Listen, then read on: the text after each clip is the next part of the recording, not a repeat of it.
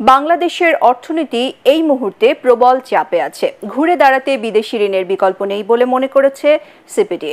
অন্তর্বর্তী সরকার প্রধানের সাথে যুক্তরাষ্ট্রের সুসম্পর্ক থাকায় প্রতিশ্রুত 270 কোটি মার্কিন ডলার দ্রুতই পাওয়া যাবে বলে আশা করেন প্রতিষ্ঠানটির পরিচালক ডক্টর ফাহমিদা খাতুন। তবে আমেরিকার দিকে ঝুঁকে পড়ায় চীন ও ভারতের সাথে সম্পর্ক যাতে খারাপ না হয় সে বিষয়ে সরকারকে সতর্ক থাকার পরামর্শ দিয়েছেন কূটনীতিকরা। মাহবুব কবির চপল জানাচ্ছেন বিস্তারিত।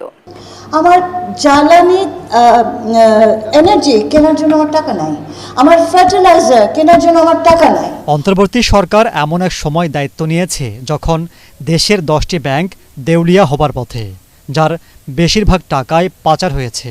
ফলে সরকার পরিচালনার এক মাসেই বিদেশি সহায়তার দিকে হাত বাড়াতে হয়েছে ডক্টর ইউনূসকে। এগিয়ে এসেছে আমেরিকা।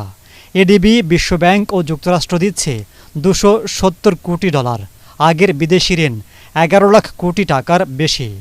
ঋণের চাপ বাড়লেও অর্থনীতিকে চাঙ্গা করতে এর বিকল্প নেই বলে মনে করছেন গবেষকরা। বাংলাদেশের অর্থনীতি ঝুঁকির মধ্যে না, চাপের মধ্যে রয়েছে। সুতরাং প্রচুর অর্থের প্রয়োজন রয়েছে এবং যেই অর্থগুলো আসছে বিভিন্ন আন্তর্জাতিক উন্নয়ন সহযোগীদের কাছ থেকে, সেগুলো আমাদের জন্য এখন খুবই দরকার। পৃথিবীতে আরও বহু দেশ আছে আরও বেশি ঋণ নিচ্ছে, কিন্তু দেখা যায় যে তারা অনেকেই এই ঋণ ব্যবস্থাপনাটা সঠিকভাবে করতে পারে না বলে কিন্তু ঋণের জালে জর্জরিত হয়ে যায়। যারাই আমাদের অংশীদার, চীন আমার ইম্পোর্ট পয়েন্ট অফ ভিউ থেকে 1 নম্বর সোর্স, ভারত আমার 2 নম্বর সোর্স, আমরা আবার এক্সপোর্ট দিক থেকে ইউরোপিয়ান ইউনিয়ন আমার 1 নম্বর সোর্স, মার্কিন যুক্তরাষ্ট্র 2 নম্বর সোর্স, জাপান আমার একটা অংশীদার, দ্বিপাক্ষিক ডেভেলপমেন্ট পার্টনার।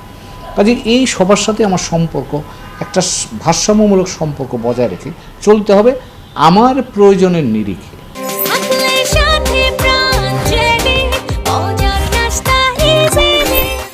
বাংলাদেশে আমেরিকার প্রভাব বিস্তার নিয়ে চলছে সন্দেহ গুঞ্জন। দেশটি সেন্ট মার্টিনে সামরিক ঘাঁটি গড়ছে এমন আলোচনাও আছে।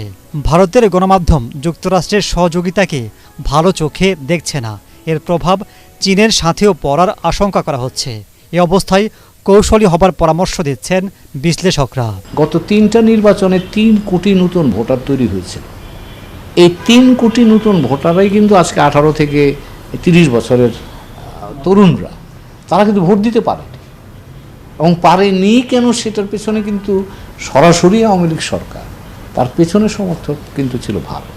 তো কাজেই ভারতের নীতির কারণেই তো তারা এখন এমন একটা জায়গায় নিয়ে গেছে যেখানে তরুণ প্রজন্ম ভারতকে ইতিবাচকভাবে দেখবার কোনো সুযোগ তারা রাখেনি।